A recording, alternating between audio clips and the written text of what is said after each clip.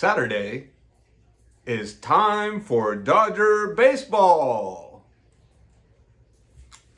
Go get 'em, Killers.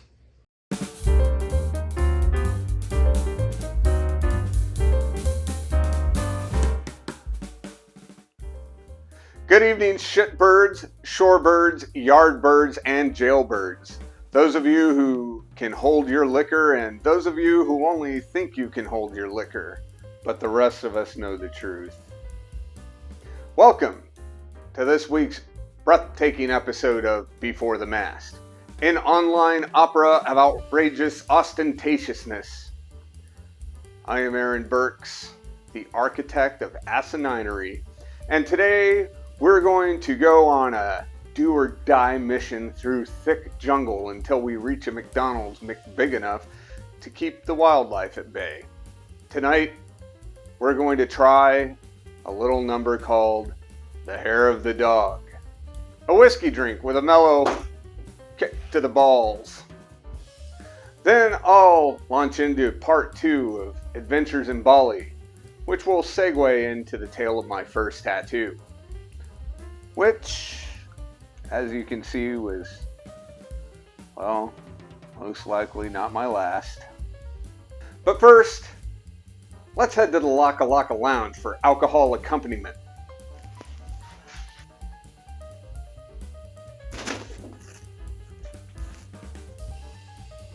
That was quick. For tonight's drink, we will need Scotch whiskey. That's whiskey. Without an E, you American Philistines. Nah, actually, I hate Scotch. So, I can't really justify purchasing a bottle of good Scotch that I'm probably not going to drink. Yay, we can have our E back. So instead, we're going to use brandy, because she's a fine girl. You will also need honey syrup and half and half. The recipe for honey syrup is insanely difficult, but you can find it down in the description. Good luck. Let's build this shit. First, let's start out with some brandy.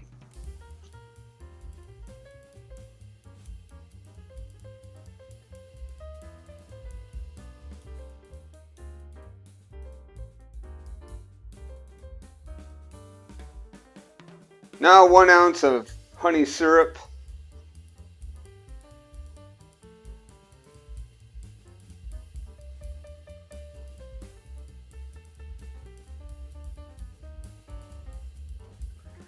And finally, 2 ounces of half and half.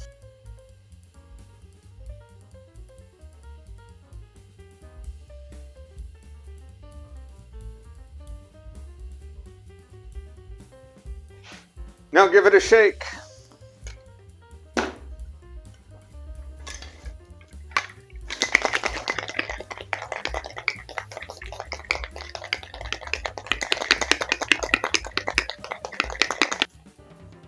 Chilled cocktail glass.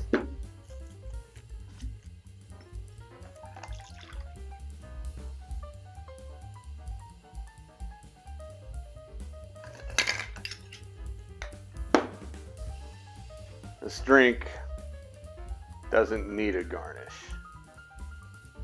Hair of the dog is supposedly a hangover cure, like hair of the dog that bit you. Well, that's fan-fucking-tastic.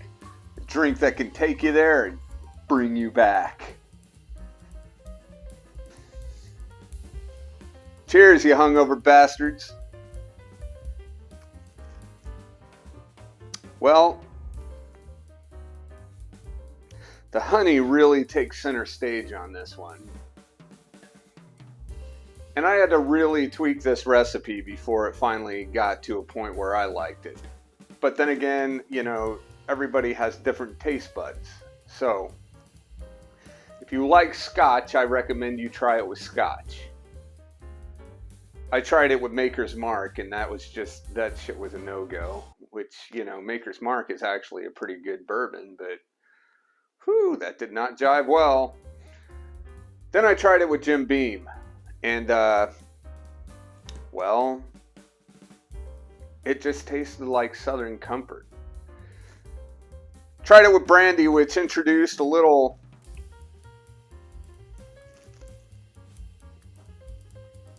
fruitiness to the mix, which is nice because the honey is just so overpowering.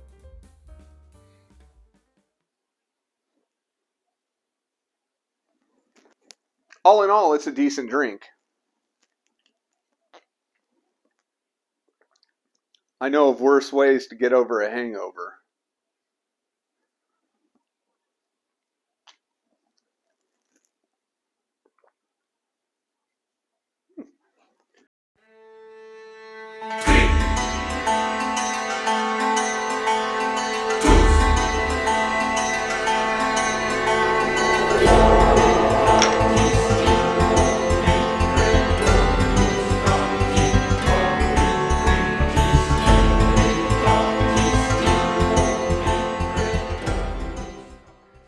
Speaking of dogs, I once found myself on the business end of a dog in Bali back in January of 1998. How? Well, it's a long story, but I'm glad you asked. Anyway, this took place the day after the last Bali adventure story. If you have not yet watched that video, you should go do that now, and then come back to this one. Well, at least this time I managed to get off the Liberty boats without taking too much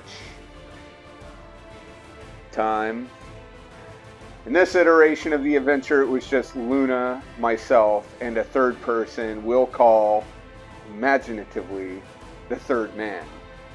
Yes, I know the name of the third man, but his name is not what's important here. What is important is the legend his actions fomented. See, Luna and I, while typical sailors who chatted up every split tail we can find in our AOR, we were also products of our time in that we were deathly scared of ending up with the HEP or the HIV or any other manner of gift that keeps on giving. The third man, on the other hand, had no such qualms. We got in a rickety-ass cab, and he curtly asked the driver, "Whorehouse, fast." Well, at this point, Luna and I were just along for the ride. See, the third man had been in longer than both of us combined, which really wasn't that long, but when you've only been in the Navy for a year, somebody who's been in the Navy for 2 years is God of the sea. Well, we ended up riding longer than we should have, and I am fairly certain that the driver took us in a few circles, especially considering that as the crow flies, we really didn't travel that far. Or maybe it was just the adrenaline.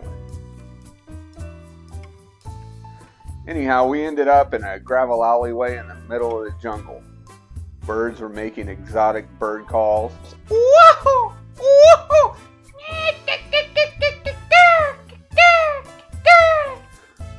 Monkeys scampered across the alleyway. To the left there was a plywood and corrugated metal shack with plywood doors and ropes for handles. Didn't smell like the sea anymore. Now it smelled like humid jungle. Well, the third man told Luna and I, 15 minutes, I'll be right back. And he disappeared into one of the rooms. I left Luna and I to talk to this indigenous fellow who ended up being the manager of this fine establishment. We flattered him with affirmations of, "You the pimp." Well, about 5 minutes later, the third man bust out of one of the rooms. The door made a metal clang as it hit the corrugated metal. And then he started yelling as if he only knew one word in English. "Run! arms frantically waving. Run! And then the girl came out of the room behind him. He stole my purse! Well, Pimp looked at us. We looked at the Pimp. We looked at each other. Without any warning, the Pimp whistled. Third man blew past us like we weren't even there. Just kept running like Forrest fucking Gump. And that's when we noticed him. The dog. The pit bull. Three-legged pit bull to be exact. Growling as it came out of the tree line. Well, Luna and I looked at each other as if to say, what the fuck? And then we started running. We were a good 50 yards behind the third man by now. I, the biggest of the bunch, looked behind me to see the hobbling pit bull a mere precious feet behind me. Luna and the third man were widening the distance between us. Now, the third man was a little fellow, probably about 5'5", 120 pounds soaking wet. Luna was 5'10", 175. Me, well, I was 6'1" and 210 on a good day. And I'm regular. Well, we hauled ass through the jungles of Bali trying to lose this canine triple threat. But this little tripoded doggy was about 50 times as agile as any of us were. We ran for what seemed like hours, though I'm sure it was probably only minutes. Beating through the jungle. Felt like humans had never stepped in before, and although I know we were only, a stone's throw away from the town, this bastard was persistent. Eventually, we came upon a chain link fence that was about 7 feet high. Well, I watched Luna and the third man effortlessly bound over that fence like gazelles trying to outrun a pack of hyenas. Me, I'm more like a circus elephant who hasn't been taught any tricks. Well, by this time, my Liberty buddies were both casually loitering on the other side of the fence. I, meanwhile, could not even get my fat foot into the chain link to climb. They were like, "Dog's coming, Burks." And I kept trying to get up the fence. "Hurry up, Burks." Still struggling. Finally, meet us at McDonald's. And then they casually strode away. I looked around thinking maybe I was in the clear. But that mutt came jumping out of the bush, landing on his face, because he only had one front leg. This slowed it down just enough for me to begin fleeing for my life. I, the slowest of the group, had managed to selflessly ensure that my friends made it to safety, at the peril of my own life. I was awarded no medals for valor for this action. Eventually, I finally made it to town. I ran through the middle of the streets, clogged with people on scooters and bicycles, again hoping just to slow down my attacker, just enough to get away. I hooked left, and there on my left, the largest McDonald's I have ever seen. 3 stories of clown food. But my plight wasn't over. I ran into the McDonald's just in time to slam that door in that tripod's face. He hopped up and down, scratched at the door with his one front paw, snarling and growling like a hungry wolf. Well, we had to stay in McDonald's for like 2 hours before that vicious beast finally gave up. Carefully stepped outside. No pit bulls of any legged variety to be seen. So, we started walking down the street. Without any warning, Luna and the third man ran across the street. No, hey, let's go this way, or gee whiz, I think we'll cross the street here. So I jumped into the road to follow and was immediately run down by an old lady on a moped carrying fresh produce. No, really, I had tire marks up my left leg. Well, this poor woman's bags of veggies were strewed about, so I got up, apologizing profusely while I picked up her things. She did not appreciate the gesture. She started yelling at me in a language I didn't understand, but I'm certain there were some American expletives in there. And then she came up and started beating me about the head with a bag of produce. So I gathered myself up and continued trying to catch up to my friends. Still, this comical crucible was continuing. Girl came up to me with a bunch of little leather braided bracelets. She goes, "You buy!" It was more of a demand than a question. I was like, no, but I don't know how she did it to this day, but she whipped one of those around my wrist and it locked on, and I could not get it off.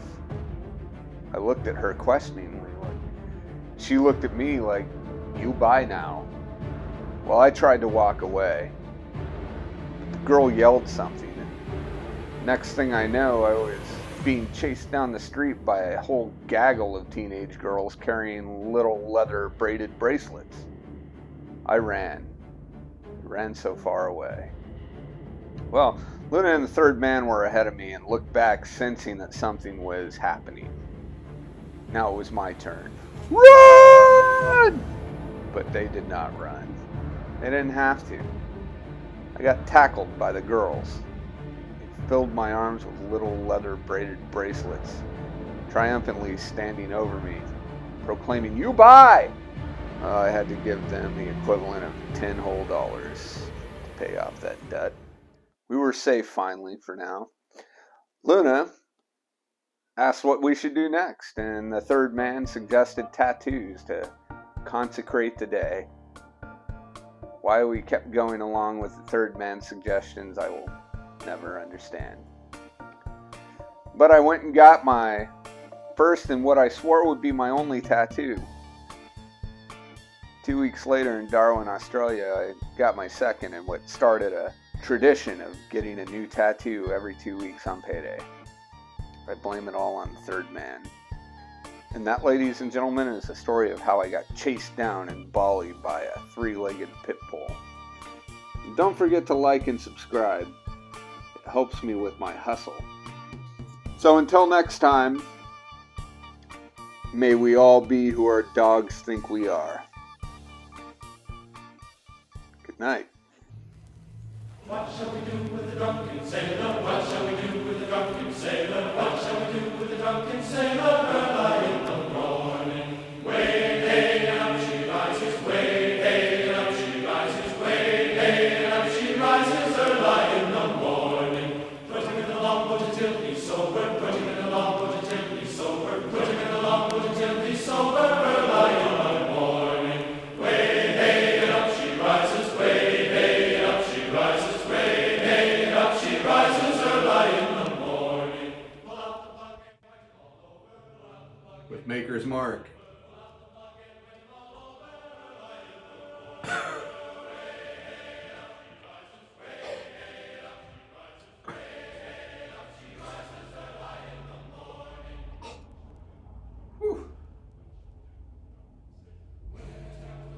Well, that is an assault on the senses.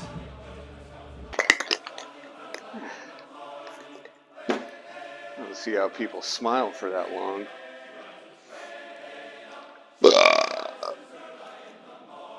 That was quick.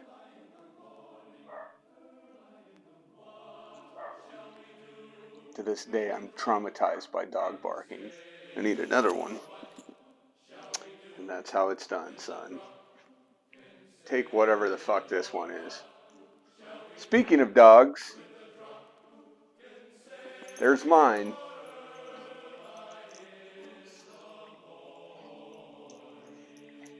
They have all 4 of their legs.